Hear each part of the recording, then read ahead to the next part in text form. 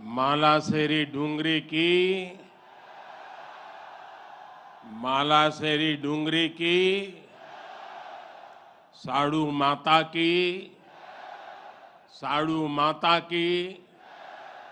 सवाई भोज महाराज की देवनारायण भगवान की साड़ू माता गुर्जरी की ई तपोभूमि महादानी बगड़ावत सुरवीरारी कर्मभूमि और देवनारायण भगवान री जन्मभूमि मालासेरी डूंगरी ने मारो प्रणाम।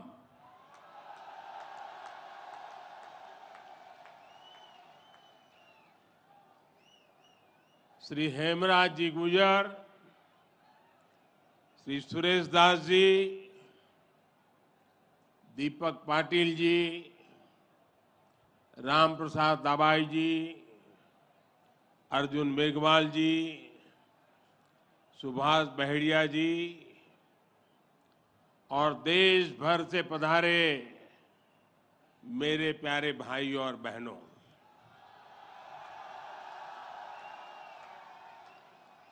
आज इस पावन अवसर पर भगवान देवनारायण जी का बुलावा आया और जब भगवान देवनारायण जी का बुलावा आए और कोई मौका छोड़ता है क्या? मैं भी हाजिर हो गया। और आप याद रखिए, ये कोई प्रधानमंत्री यहां नहीं आया है।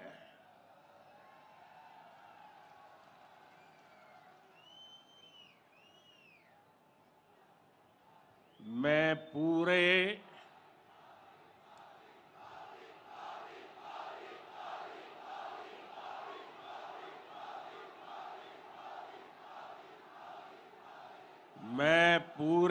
भक्ति भाव से आप ही की तरह एक यात्री के रूप में आशीर्वाद लेने आया हूं।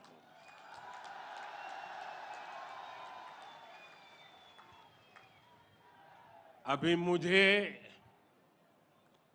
यज्ञशाला में पूर्णाहुति देने का भी सौभाग्य मिला। मेरे लिए ये भी सौभाग्य का विषय है कि मुझ जैसे एक सामान्य व्यक्ति को आज आपके बीच आकर के भगवान देवनारायण जी का और उनके सभी भक्तों का आशीर्वाद प्राप्त करने का ये पुण्य प्राप्त हुआ है। भगवान देवनारायण और जनता जनार्दन दोनों के दर्शन करके मैं आज धन्य हो गया हूं।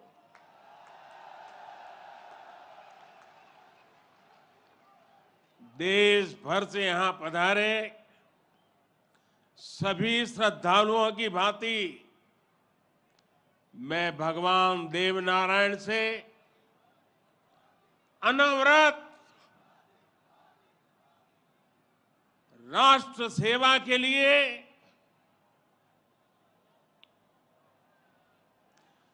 गरीबों के कल्याण के लिए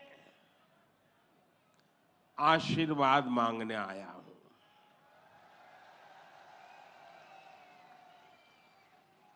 साथियों, ये भगवान देवनारायण का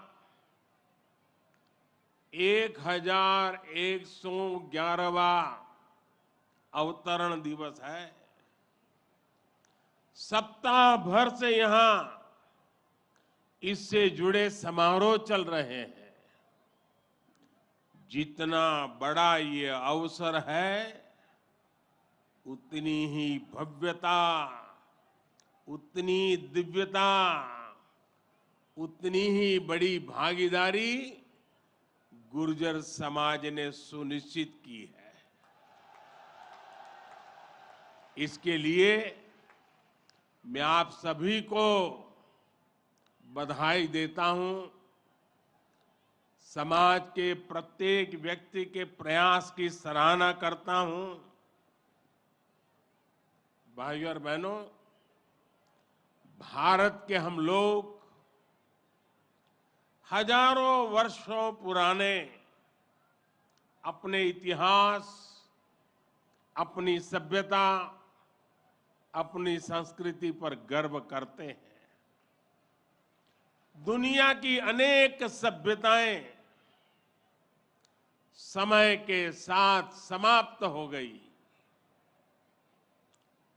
परिवर्तनों के साथ खुद को ढाल नहीं पाई। भारत को भी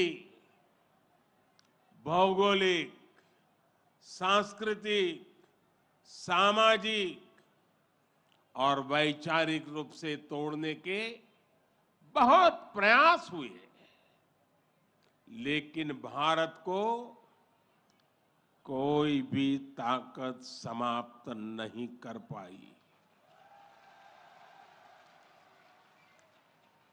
भारत सिर्फ एक भूभाग नहीं है, बल्कि हमारी सभ्यता की, संस्कृति की, सद्भावना की, संभावना की एक अभिव्यक्ति है। इसलिए आज भारत अपने वैभवशाली भविष्य की नींव रख रहा है।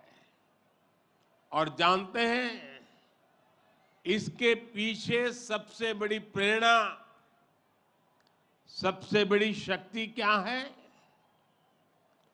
किसकी शक्ति से, किसके आशीर्वाद से? भारत अटल है, अजर है, अमर है। मेरे प्यारे भाइयों और बहनों, ये शक्ति हमारे समाज की शक्ति है। देश के कोटि कोटि जनों की शक्ति है। भारत की हजारों वर्षों की यात्रा में समाज शक्ति की बहुत बड़ी भूमिका रही है। हमारा ये सौभाग्य रहा है कि हर महत्वपूर्ण काल में हमारे समाज के भीतर से ही एक ऐसी ऊर्जा निकलती है जिसका प्रकाश सबको दिशा दिखाता है, सबका कल्याण करता है। भगवान देवनारायण भी ऐसे ही ऊर्जा पुंज थे, अवतार थे, जिन्होंने अत्याचारियों से हमारे जीवन और हमारी संस्कृति की रक्षा की। देह रूप में मात्र 31 वर्ष की आयु बिताकर जनमानस में अमर हो जाना सर्वसिद्ध अवतार के लिए ही संभव है। उन्होंने समाज में फैली बुराइयों को दूर करने का साहस किया, समाज को एकजुट किया, समरसता के भाव को फैलाया। भगवान देवनारायण ने समाज के विभिन्न वर्गों को साथ जोड़कर आदर्श व्यवस्था कायम करने की दिशा में काम किया। यही कारण है कि भगवान देवनारायण के प्रति समाज के हर वर्ग में श्रद्धा है, आस्था है। इसलिए भगवान देवनारायण आज भी लोक जीवन में परिवार के मुखिया की तरह हैं। उनके साथ परिवार का सुख दुख बांटा जाता है। भाई और बहनों, भगवान देवनारायण ने हमेशा सेवा और जन कल्याण को सर्वोच्चता दी। यही सीख, यही प्रेरणा लेकर हर श्रद्धालु यहां से जाता है। जिस परिवार से वे आते थे, वहां उनके लिए कोई कमी नहीं थी, लेकिन सुख सुविधा के बजाय उन्होंने सेवा और जन कल्याण का कठिन मार्ग चुना। अपनी ऊर्जा का उपयोग भी उन्होंने प्राणी मात्र के कल्याण के लिए किया। भाई और बहनों, भला जी भला, देव भला।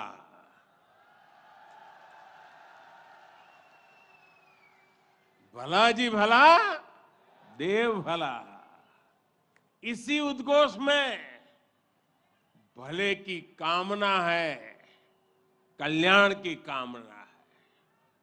भगवान देवनारायण ने जो रास्ता दिखाया है, वो सबके साथ से सबके विकास का है। आज देश इसी रास्ते पर चल रहा है। बीते 8-9 वर्षों से देश समाज के हर उस वर्ग को सशक्त करने का प्रयास कर रहा है जो उपेक्षित रहा है, वंचित रहा है। वंचितों को वरीयता, इस मंत्र को लेकर के हम चल रहे हैं। आप याद करिए, राशन मिलेगा या नहीं, कितना मिलेगा, ये गरीब की कितनी बड़ी चिंता होती थी। आज हर लाभार्थी को पूरा राशन मिल रहा है, मुफ्त मिल रहा है। अस्पताल में इलाज की चिंता को भी हमने आयुष्मान भारत योजना से दूर कर दिया है। गरीब के मन में घर को लेकर टॉयलेट, बिजली, गैस कनेक्शन को लेकर चिंता हुआ करती थी, वो भी हम दूर कर रहे हैं।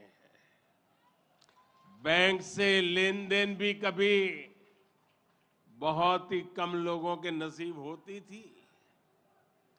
आज देश में सभी के लिए बैंक के दरवाजे खुल गए हैं।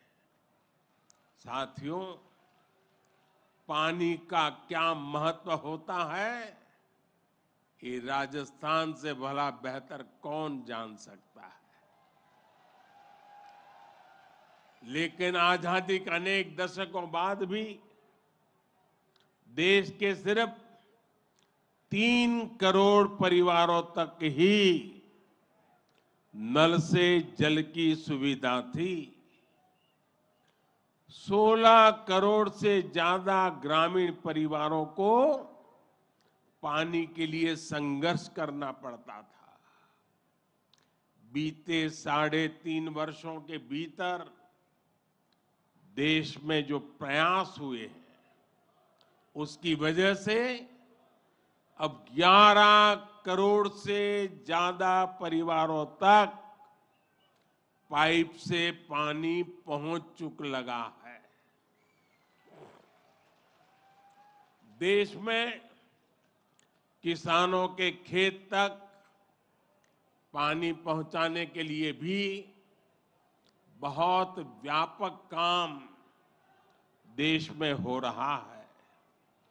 सिंचाई की पारंपरिक योजनाओं का विस्तार हो या फिर नई तकनीक के सिंचाई, किसान को आज हर संभव मदद दी जा रही है। छोटा किसान जो कभी सरकारी मदद के लिए तरसता था, उसे भी पहली बार पीएम किसान सम्मान निधि से सीधी मदद मिल रही है।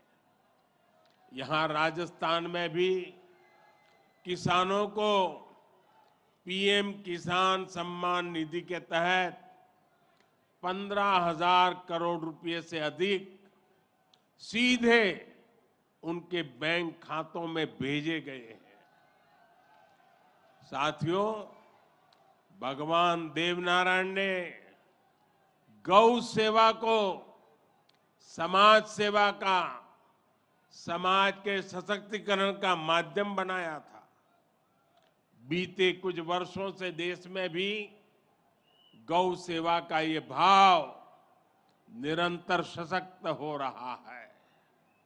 हमारे यहाँ पशुओं में खुर और मुंह की बीमारियां, खुरपका और मुंहपका कितनी बड़ी समस्या थी, ये आप अच्छी तरह जानते हैं। इससे हमारी गायों को, हमारे पशुधन को मुक्ति मिले, इसलिए देश में करोड़ों पशुओं के मुफ्त टीकाकरण का बहुत बड़ा अभियान चल रहा है। देश में पहली बार गौ कल्याण के लिए राष्ट्रीय कामधेनु आयोग बनाया गया है। राष्ट्रीय गोकुल मिशन से वैज्ञानिक तरीकों से पशुपालन को प्रोत्साहित करने पर बल दिया जा रहा है। पशुधन हमारी परंपरा, हमारी आस्था का ही नहीं, बल्कि हमारे ग्रामीण अर्थतंत्र का भी मजबूत हिस्सा है। इसलिए पहली बार पशुपालकों के लिए भी किसान क्रेडिट कार्ड की सुविधा दी गई है। आज पूरे देश में गोवर्धन योजना भी चल रही है। ये गोबर सहित खेती से निकलने वाले कचरे को कंचन में बदलने का अभियान है। हमारे जो डेयरी प्लांट है, वे गोबर से पैदा होने वाली बिजली से ही चले, इसके लिए भी प्रयास किए जा रहे हैं। साथियों, पिछले वर्ष स्वतंत्रता दिवस के अवसर पर मैंने लाल किले से पंच प्राणों पर चलने का आग्रह किया था।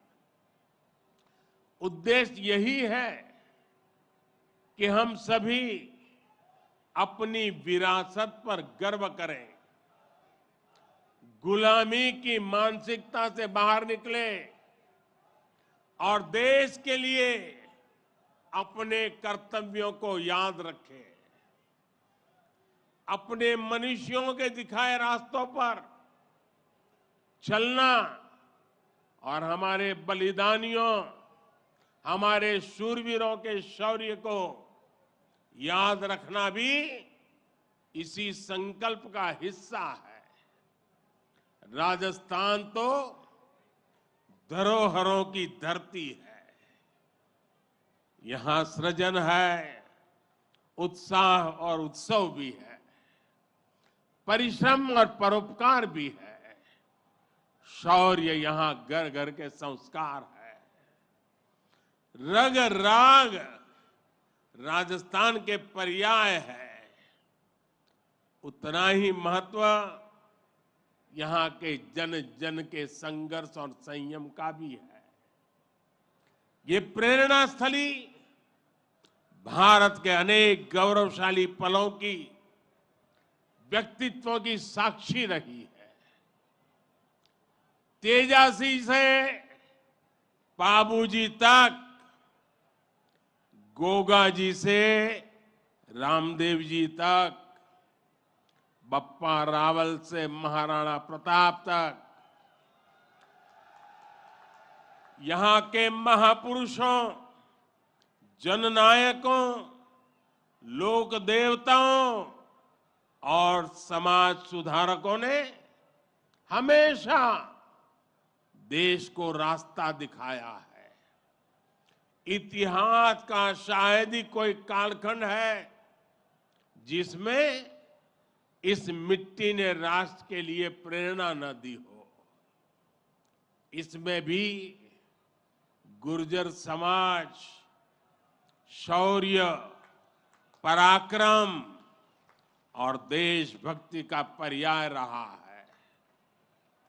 राष्ट्र रक्षा हो या फिर संस्कृति की रक्षा, गुर्जर समाज ने हर कालखंड में प्रहरी की भूमिका निभाई है।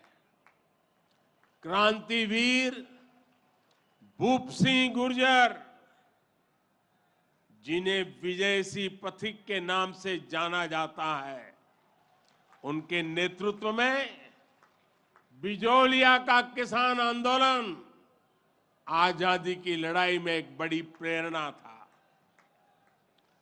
कोतवाल धन सिंह जी और जोगराज सिंह जी ऐसे अनेक योद्धा रहे हैं जिन्होंने देश के लिए अपना जीवन दे दिया। यही नहीं, राम प्यारी गुर्जर, पन्ना धाय जैसी नारी शक्ति की ऐसी महान प्रेरणाएं भी हमें हर पल प्रेरित करती है। ये दिखाता है कि गुर्जर समाज की बहनों ने, गुर्जर समाज की बेटियों ने कितना बड़ा योगदान देश और संस्कृति की सेवा में दिया है। और ये परंपरा आज भी निरंतर समृद्ध हो रही है। ये देश का दुर्भाग्य है कि ऐसे अनगिनत सेनानियों को हमारे इतिहास में वो स्थान नहीं मिल पाया जिसके वो हकदार थे, जो उन्हें मिलना चाहिए था। लेकिन आज का भारत, नया भारत, बीते दशकों में हुई उन भूलों को भी सुधार रहा है। अब भारत की संस्कृति और स्वतंत्रता की रक्षा के लिए भारत के विकास में जिसका भी योगदान रहा है, उसे सामने लाया जा रहा है। साथियों, आज ये भी बहुत जरूरी है कि हमारे गुर्जर समाज की जो नई पीढ़ी है, जो युवा है, वो भगवान देव नारायण के संदेशों को, उनकी शिक्षाओं को और मजबूती से आगे बढ़ाएं। ये गुर्जर समाज को भी सशक्त करेगा और देश को भी आगे बढ़ाने में इससे मदद मिलेगी। साथियों, 21वीं सदी का ये कालखंड भारत के विकास के लिए, राजस्थान के विकास के लिए बहुत अहम है। हमें एकजुट होकर देश के विकास के लिए काम करना है। आज पूरी दुनिया भारत की ओर बहुत उम्मीदों से देख रही है। भारत ने जिस तरह पूरी दुनिया को अपना सामर्थ्य दिखाया है, अपना दमखम दिखाया है, उसने शूरवीरों की इस धरती का भी गौरव बढ़ाया है।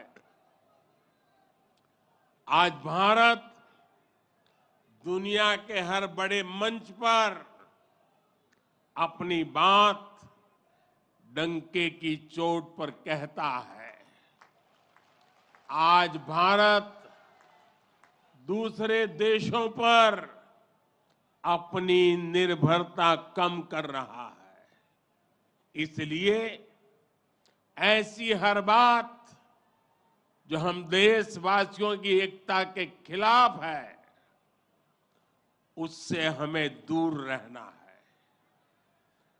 हमें अपने संकल्पों को सिद्ध कर दुनिया की उम्मीदों पर खरा उतरना है। मुझे पूरा विश्वास है कि भगवान देव नारायण जी के आशीर्वाद से हम सब जरूर सफल होंगे। हम कड़ा परिश्रम करेंगे, सब मिलकर के करेंगे। सबके प्रयास से सिद्धि प्राप्त होके रहेगी।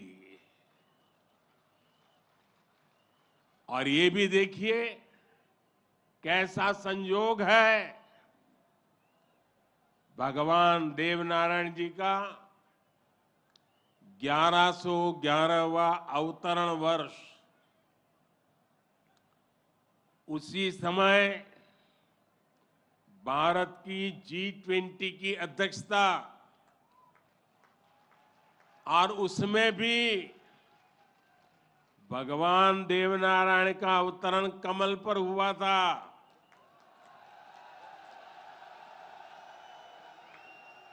और G20 का जो लोगो है, उसमें भी कमल के ऊपर पूरी पृथ्वी को बिठाया है। ये भी बड़ा संयोग है।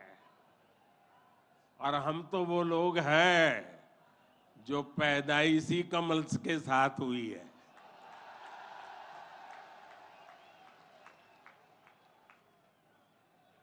और इसलिए हमारा आपका नाता कुछ गहरा है।